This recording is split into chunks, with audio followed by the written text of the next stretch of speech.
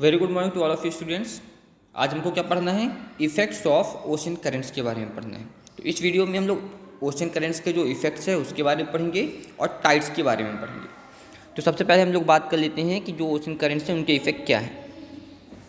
The current affect the climate. Current किसमें affect डालता है? क्लाइमेट्स को अफेक्ट करता है, ट्रांसपोर्ट को अफेक्ट करता है, फिशिंग को अफेक्ट करता है, इंडस्ट्रीज एंड रेनफॉल को भी इफेक्ट डालता है, अपना इम्पैक्ट उसमें शो करता है। Ocean currents exerts influence on the climate of the coastal region. Ocean currents जो कोस्टल रीजन हैं वहाँ पे जो क्लाइमेट है वहाँ पे अपना इम्पैक्ट डालता है, अपना इन्फ्लुएंस रखता है। Warm currents raise the temperature while the cold currents lower the temperature. Warm current क्या करते हैं? कोस्टल एरियाज़ का टेम्परेचर को बढ़ा देते हैं, और जो कोल्ड करेंट्स होते हैं वो कोस्टल एरियाज़ के टेम्परेचर को घटा देते हैं। The north Atlantic drift keeps the coast of north west Europe warm. जो नॉर्थ एटलांटिक ड्रिफ्ट है वो जो नॉर्थ वेस्ट यूरोप है उसके जो कोस्ट है उसके करंट को क्या करता है? वो गर्म रखता है, उसके टेम्परेचर को क्या रखता है? गर्म। और लैब्राडोर जो होता है वो नॉर्थ ईस्ट कनाडा को, जो वहाँ के कोस्ट हैं, उसको ठंडा रखता है। Dense fog are produce where cold and warm currents meet together. जहाँ पे गर्म और ठंडे दोनों करंट्स आपस में मिल जाते हैं वहाँ पे क्या आता है? फॉग जनरेट होता है। वो भी डेंस फॉग मीन्स बहुत ज़्यादा घना होता है वो। Like the fog produce near Newfoundland. जैसे न्यू फाउंडलैंड में जो फॉग जनरेट होता है as a result of meeting of the cold Labrador current and the warm Gulf Stream. अब ये क्यों वहाँ पे फॉर्म होता है? क्योंकि वहाँ पे कोल्ड करंट, लैब्राडोर करंट जो है कोल्ड होता है वो, और गल्फ स्ट्रीम जो वार्म होती है, इन दोनों के मिलने के कारण होता है। Due to the warm currents the harbours at high latitudes remains open. Warm current के कारण जो हाई लैटिट्यूड्स में हार्बर्स होते हैं वो ओपन रहते हैं थ्रू आउट द ईयर, पूरे साल। इसके एग्जाम्पल क्या हैं? Harbours of Norway and Japan. Japan और नॉर्वे के जो हार्बर्स हैं वो इसके एग्जाम्पल्स हैं। The warm winds blowing over warm currents. जो गर्म हवा होती है वो वार्म करेंट्स के ऊपर से चलती बहती है। Absorb a lot of moisture, और उसमें बहुत सारे क्या होते हैं? मॉइस्चर एब्जॉर्ब करती है। वार्म करेंट्स के ऊपर से जो हवा चलती है वो गर्म होती है और वो क्या करती है? बहुत ज़्यादा अमाउंट में मॉइस्चर को एब्जॉर्ब करती है। And near by area receive lot of rainfall, और जो आसपास के एरिया होते हैं वहाँ पे बहुत ज़्यादा वर्षा भी होती है। अब वेव्स और करंट्स में डिफरेंस क्या होता है, ये आप लोगों के लिए बहुत इंपॉर्टेंट टॉपिक है। वेव्स और करंट्स में डिफरेंस। वेव्स के केस में जो सी वाटर होता है वो अप एंड डाउन चलता है, ठीक है। लेकिन करंट्स में जो होता है जो वाटर वो थाउजेंड्स ऑफ किलोमीटर तक बहता रहता है, क्योंकि इतना तेज होता है करंट्स को थाउजेंड्स ऑफ किलोमीटर तक उसको फ्लो कराता है। डायरेक्शन और जो मूवमेंट होती है वो वेव्स के केस में डेफिनिट नहीं होती है, बट करंट के केस में डायरेक्शन और मूवमेंट दोनों क्या होती हैं? करंट की डेफिनिट होती हैं। The waves accordingly occurring due to earthquake and volcanic eruption. जो वेव्स होती हैं वो अर्थक्वेक या वॉल्केनिक इरप्शन के कारण डिस्ट्रक्टिव होती हैं, लेकिन करंट्स क्या होते हैं? वो कभी भी डिस्ट्रक्टिव नहीं होते और बहुत ही काम के साथ कामली फ्लो करते हैं। Waves are seen on the upper surface of the water. Waves हमेशा वाटर के अपर सरफेस में देखी जाती है, और करंट्स जो होती है, currents can be seen flowing distinctly. Currents दूर दूर में भी देखी जा सकती है, वो अपर सरफेस बस में नहीं देखी जाती, वो कई जगह पे देखी जा सकती है या दूर दूर होती है। टाइड्स के बारे में हम लोग पढ़ें, जो लास्ट टॉपिक है इस चैप्टर का। Tides, the sea water rises and falls twice in 24 hours. Sea water जो है वो इवोपरेट होता है, ऊपर जाता है, और कम से कम 24 घंटे में 2 बार तो पानी वहाँ गिरता है। 2 बार वहाँ गिरता है, ऊपर जाता है और नीचे आता है, ऊपर जाता है और नीचे आता है। The water enters the shore for a few hours and then recedes gradually. जो सोर वाटर जो होता है वो सोर्स में इंटर करता है और कम से कम 2 घंटे तक वहाँ इंटर करता है, 2 घंटे तक रहता है और फिर नीचे आ जाता है, ठीक है। This is due to the gravitational pull of the sun. ये किसके कारण है? ये सन के ग्रेविटेशनल पुल फोर्स के कारण है। एंड द मून, और जो सन और मून के बीच में ग्रेविटेशनल फोर्स है, पुलिंग फोर्स है ग्रेविटेशनल की, उसके कारण ऐसा हो रहा है। The rising of water is called high tide. जो वाटर राइज कर रहा है उसको क्या बोलते हैं हम लोग, हाई टाइड बोलते हैं, और फॉलिंग ऑफ वाटर को लो टाइड बोलते हैं। Both the sun and the moon affect the earth due to their gravitational force. दोनों सन और मून अपनी ग्रेविटेशनल फोर्सेस के कारण अर्थ पे अपना इफेक्ट डालते हैं या अर्थ को अफेक्ट करते हैं। The role of the moon is more significant in creating tides.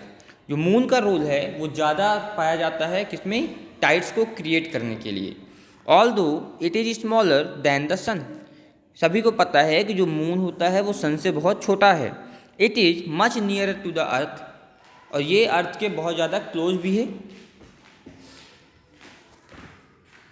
ये आप सभी को पता है कि जैसे कि अर्थ क्या होता है, मून और अर्थ के बीच की जो डिस्टेंस है वो बहुत कम है, किसकी तुलना में, सन की तुलना में। इस कारण से जो फोर्स ऑफ अट्रैक्शन है वो सन की तुलना में मून और अर्थ के बीच में ज़्यादा है। Types of tides. अब टाइड्स कितने प्रकार की होती हैं, तो 2 प्रकार की टाइड्स होती हैं, स्प्रिंग टाइड एंड नीप टाइड। स्प्रिंग टाइड और नीप टाइड 2 प्रकार की टाइड्स होती हैं। स्प्रिंग टाइड की हम लोग बात करते हैं पहले। Spring tide occurs due to the influence of the sun. Spring tide किसके कारण ऑकर होती है, किसके कारण आती है, स्प्रिंग टाइड सन के इन्फ्लुएंस के कारण आती है, as well as the moon, moon के भी इफेक्ट के कारण आती है। ठीक है, मिस सन और मून दोनों के इफेक्ट के कारण स्प्रिंग टाइड का जनरेशन होता है। On a full moon day the sun, the moon and the earth are the 3 are in a straight line. जो फुल मून डे होता है तो सन, मून और अर्थ एक ही लाइन में होते हैं तीनों, due to the combined gravitational pull of the sun and the moon. अब सन और मून के कंबाइंड ग्रेविटेशनल पुल के कारण tides on these days are higher. उस समय टाइड्स क्या होती हैं, बहुत ज़्यादा होती हैं, बहुत ऊंची होती हैं। Such type of tide is known as spring tide. और ऐसी टाइड्स को हम लोग क्या बोलते हैं, स्प्रिंग टाइड्स बोलते हैं। There are 2 spring tides in a month. एक महीने में 2 स्प्रिंग टाइड्स होती हैं। One is on full moon day and other is on new moon day. एक होती है फुल मून डे में और दूसरी होती है न्यू मून डे में। ठीक है, दोनों दिन टाइड्स में मिलती हैं। नीप टाइड क्या होती हैं, when the gravitational pull of the sun and the moon are at right angles to the earth. जब ग्रेविटेशनल पुलिंग फोर्स होती है वो राइट एंगल में होती है।